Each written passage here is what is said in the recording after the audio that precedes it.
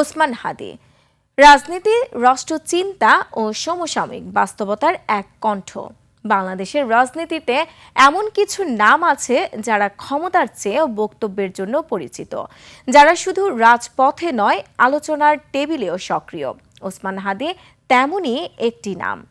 সাদাত হাবিবি সেতুর রিপোর্ট। আপনার প্রিয় কাপড়ের যত্নে এলো এনজাইম সমৃদ্ধ Arik silver wash detergent powder, 500 গ্রাম মাত্র 70 টাকা। প্রিমার্ক। ওসমান হাদির রাজনৈতিক পথ চলা শুরু ছাত্রজীবন থেকেই। 1993 সালে ঝালকাঠি জেলার নলছটি উপজেলা থেকে উঠে আসা মাত্র 31 বছর বয়সী হাদি শিক্ষা প্রতিষ্ঠানের গণ্ডি পেরিয়ে ধীরে ধীরে যুক্ত হন বৃহত্তর রাজনৈতিক আন্দোলনে। সেই সময় থেকেই রাজনীতি তার কাছে কেবল ক্ষমতায় যাওয়ার সিঁড়ি নয়, বরং রাষ্ট্র ও সমাজ বদলের একটি মাধ্যম। 71-এ এত ত্যাগের বিনিময়ে আমরা একটা স্বাধীনতা এনেছিলাম। আওয়ামী লীগ এবং ভারত আমাদের সেই স্বাধীনতাকে দখল করেছে। সংগঠক হিসেবে ওসমান হাদি পরিচিত ছিলেন শৃঙ্খলা আর কৌশলের জন্য। রাজনৈতিক কর্মসূচি বাস্তবায়নে মাঠ পর্যায়ে সক্রিয় থাকার পাশাপাশি তিনি গুরুত্ব দিয়েছেন নীতি ও আদর্শের প্রশ্নে। গণতন্ত্র, মত প্রকাশের স্বাধীনতা এবং নাগরিক অধিকার, এই বিষয়গুলো তার রাজনৈতিক বক্তব্যের কেন্দ্রে ছিল বরাবরই। নিজে দিল্লি, ছেলে আমেরিকা, মেয়ে লন্ডন, এখানে বসে এই যে গরিব মানুষগুলোরে মার্কা হইতেছে। সময়ের সঙ্গে সঙ্গে ওসমান হাদি নিজেকে প্রতিষ্ঠিত করেন একজন বিশ্লেষণধর্মী রাজনৈতিক কণ্ঠ হিসেবে।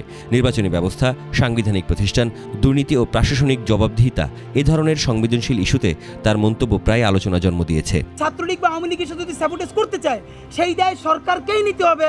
কারণ সরকার যদি জুলাই সনদ ঘোষণা করে দেয়, তাহলে তারও কফিনে ঢোকা লাগে না, আমারও আর কফিন নিয়ে যাওয়া লাগে না। টেলিভিশন টকশো ও রাজনৈতিক আলোচনায় তিনি পরিচিত স্পষ্টভাষী অবস্থানের জন্য। সমর্থকদের মতে তিনি আপোষের রাজনীতির বাইরে এসে বাস্তবতার কথা বলেন। অন্যদিকে সমালোচকরা বলেন তার বক্তব্য অনেক সময় কঠোর ও বিতর্কিত।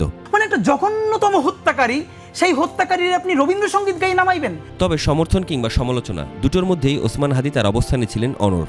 তিনি বিশ্বাস করতেন রাজনীতি মানে শুধু নির্বাচন নয়, রাজনীতি মানে প্রতিষ্ঠান শক্তিশালী করা, জনগণের কাছে জবাবদিহিতা নিশ্চিত করা।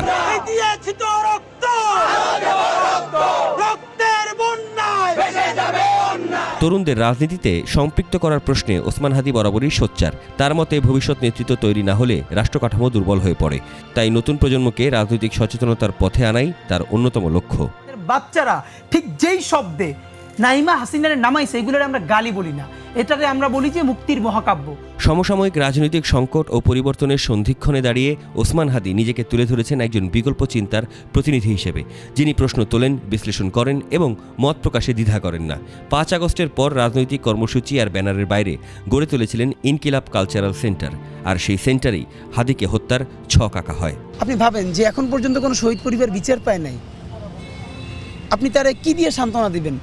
রাজনীতির উত্তাল বাস্তবতায় ওসমান হাদি রাষ্ট্র নিয়ে ভাবনার একটি ভিন্ন ধারা।